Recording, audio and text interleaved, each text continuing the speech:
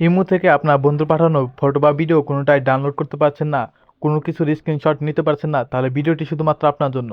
আজকের ভিডিওতে এর একটি সহজ সমাধান দেব, তাই না টেনে পুরো ভিডিওটাই কন্টিনিউ করুন। মূল ভিডিওতে যার আগে একটাই রিকোয়েস্ট, আমার চ্যানেলে যারা নতুন তারা অবশ্যই চ্যানেলটিকে সাবস্ক্রাইব করে দিবেন। এরকমটা মূলত প্রাইভেসি চ্যাটের কারণে হয়ে থাকে।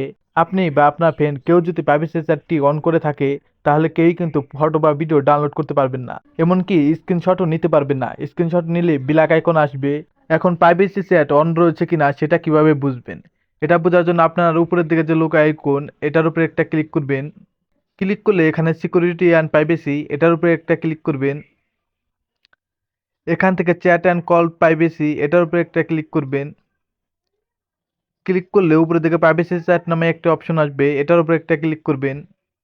এটার উপরে ক্লিক করলে এখানে যে ফ্রেন্ডগুলো দেখতে পাচ্ছেন, এগুলোর সাথে কিন্তু আমার প্রাইভেসি চ্যাটটি অন করা রয়েছে। এগুলো কেউ যদি ভিডিও বা ফটো পাঠায়, আমি কিন্তু এখান থেকে ডাউনলোড করতে পারবো না, বা আমি যদি তাদের কোনো ফটো বা ভিডিও পাঠাই, তারা কিন্তু আমাকে এখান থেকে ডাউনলোড করতে পারবে না। আপনার যে ফ্রেন্ডের ফটো বা ভিডিও ডাউনলোড করতে পারছেন না, সেই ফ্রেন্ড যদি এখানে অ্যাড থাকে, এখান থেকে থ্রি ডট অপশনে ক্লিক করে এখান থেকে রিমুভ করে দিবেন।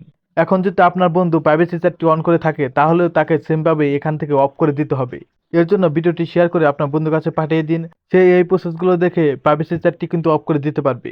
তাহলে কিন্তু ফটো বা ভিডিও আপনি ডাউনলোড করতে পারবেন বা কোনো কিছুর স্ক্রিনশট নিতে পারবেন। ভিডিওটি ভালো লাগলে অবশ্যই ভিডিওতে একটি লাইক করে চ্যানেলটিকে সাবস্ক্রাইব করে দিবেন।